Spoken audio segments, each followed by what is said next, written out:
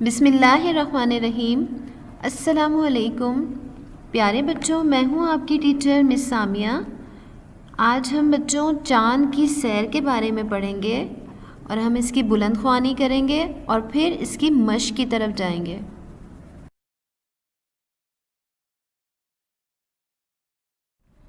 سبق کا تعارف۔ یہ سبق علی کے بارے میں ہے۔ علی کی دادی جان اسے میرا چاند کہہ کر بلاتی تھیں، تو اس نے اپنی دادی جان سے پوچھا کہ آپ مجھے میرا چاند کیوں کہتی ہیں؟ تو اس کی دادی جان نے کہا کیونکہ تم چاند کی طرح بہت پیارے ہو۔ یہی بات سوچتے سوچتے اس کی آنکھ لگ گئی۔ اس کے بعد اسے ایک آواز آتی ہے اور یہ آواز چاند کی ہوتی ہے۔ تو وہ چاند سے کہتا ہے کہ چندا ماموں، میں آپ کے پاس آنا چاہتا ہوں، آپ کو قریب سے دیکھنا چاہتا ہوں۔ تو چاند اسے کہتے ہیں کہ میں آپ کے لیے ایک چھوٹی سی چاند گاڑی بھجوا دیتا ہوں، آپ اس میں بیٹھ کر آ جاؤ، اور اگر کسی کو لانا چاہو تو اپنے ساتھ لے آؤ۔ خیر اس کے گھر میں تو سب سو گئے تھے، پھر وہ اپنے ساتھ خرگوش کو لے کے گیا۔ لیکن جب وہاں پہ وہ چاند پہ پہنچا تو اس نے دیکھا کہ وہاں پر تو اتنے پہاڑ، اتنے بڑے بڑے غار اور اتنا اندھیرا ہے اور اتنی مٹی، اور اس نے پھر چاند سے کہا کہ آپ کی روشنی کہاں چلی گئی؟ تو پھر چاند نے کہا کہ تم اداس مت ہو، میرا اور میرے بھائی سورج کا کام تو روشنی کو تمہاری زمین تک پہنچانا ہے، اور ہمیں تو اللہ تعالیٰ نے انسانوں کی خدمت کے لیے بنایا ہے۔ علی کا دل تو چاند پہ نہ لگا، کیونکہ وہاں پہ تو کچھ بھی نہیں تھا، نہ کھانے کے لیے، نہ پینے کے لیے، نہ وہاں پہ گھاس، نہ پھل، نہ پودے، نہ پرندے، نہ جانور، کچھ بھی نہیں تھا۔ تو اچانک سے جو ہے پھر اس کو خیال آیا، وہ چاند گاڑی میں بیٹھ کے واپس زمین کی طرف آیا، اور جب اس کی آنکھ کھلی، ٹھنڈی ٹھنڈی ہوا چل رہی تھی، اور جب وہ چاند کے بارے میں سوچنے لگا تو پھر اس سے پتہ چلا کہ ہماری زمین تو سب سے اچھی ہے۔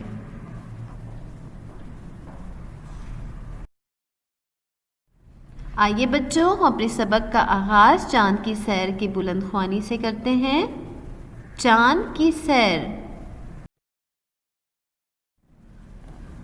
علی کی دادی جان اکثر اسے میرا چاند کہہ کر بلاتی تھیں۔ علی دادی جان سے پوچھتا، آپ مجھے چاند کیوں کہتی ہیں؟ میرا نام تو علی ہے۔ دادی جان مسکرا کر جواب دیتی، بھائی میں تمہیں چاند اس لیے کہتی ہوں کہ تم چاند کی طرح بہت پیارے ہو۔ گرمیوں کی ایک رات علی اپنے گھر کے صحن میں سونے لیٹا تو اسے نیند نہیں آ رہی تھی۔ آسمان پر خوبصورت چاند چمک رہا تھا اور تارے بھی جگمگا رہے تھے۔ چاند کو دیکھ کر اسے نرسری جماعت میں پڑھی ہوئی نظم بار بار یاد آ رہی تھی۔ دادی اماں کہتی ہیں چاند پہ پریاں رہتی ہیں۔ پھر اچانک اسے آواز آئی، علی میاں کیا سوچ رہے ہو؟ یہ آواز چاند کی تھی۔ علی نے کہا، چندا ماموں میں آپ کے پاس آنا چاہتا ہوں، آپ کو قریب سے دیکھنا چاہتا ہوں۔ چندا ماموں کی آواز آئی، یہ کون سی مشکل بات ہے، ہم اب بھی ایک چھوٹی سی چاند گاڑی بھیج دیتے ہیں، اس میں بیٹھ کر آ جاؤ، اور ہاں اگر اپنے ساتھ کسی کو لانا چاہو تو لے آؤ۔ علی سوچنے لگا، کسے لے جاؤں، سب تو سو گئے ہیں، ایسا کرتا ہوں اپنے خرگوش کو لے جاتا ہوں۔ پھر اس نے ایسے ہی کیا۔ تھوڑی دیر میں چاند گاڑی بھی آ گئی اور وہ دونوں اس میں سوار ہو گئے۔ کچھ ہی دیر میں وہ چاند پر پہنچ گئے۔ چلو اب گھوم پھر کر چاند کو بھی دیکھ لیں۔ علی اپنے خرگوش کے ساتھ چاند گاڑی سے اترا۔ ارے مگر یہ کیا، اتنی مٹی، اتنے پہاڑ، اتنے بڑے بڑے غار اور اتنا اندھیرا۔ ارے چندا ماموں آپ کی روشنی کہاں چلی گئی؟ یہاں پر نہ تو پھول پودے ہیں، نہ باغ اور پرندے۔ علی کو یہ جگہ بالکل اچھی نہ لگی، یہاں تو کھیلا بھی نہیں جا سکتا۔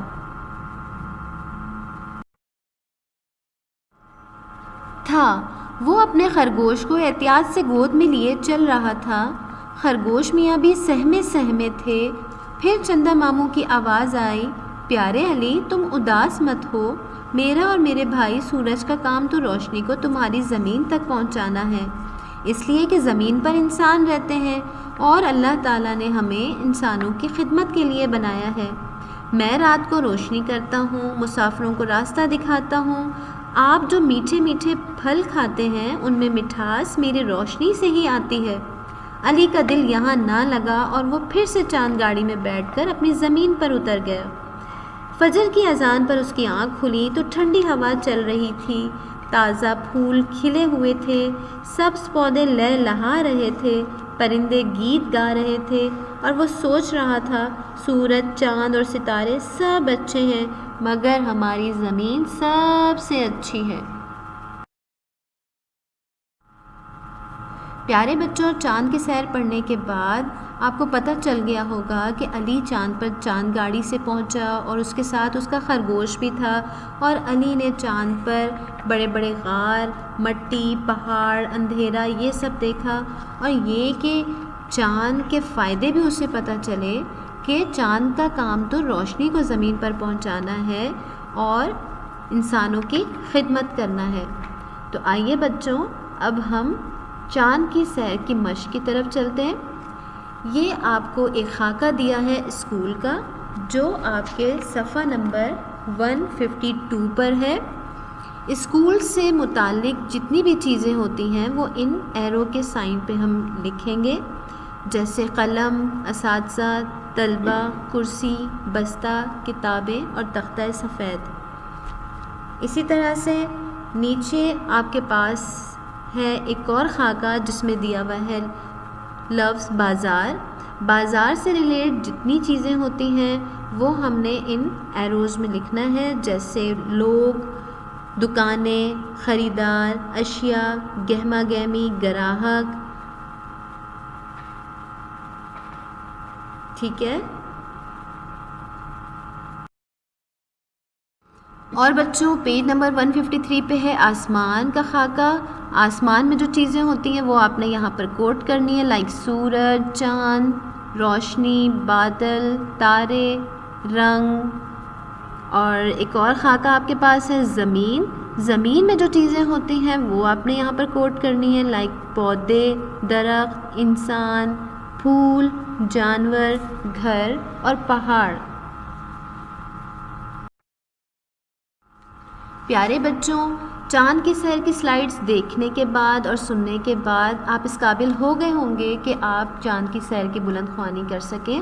جزاکم اللہ خیراً۔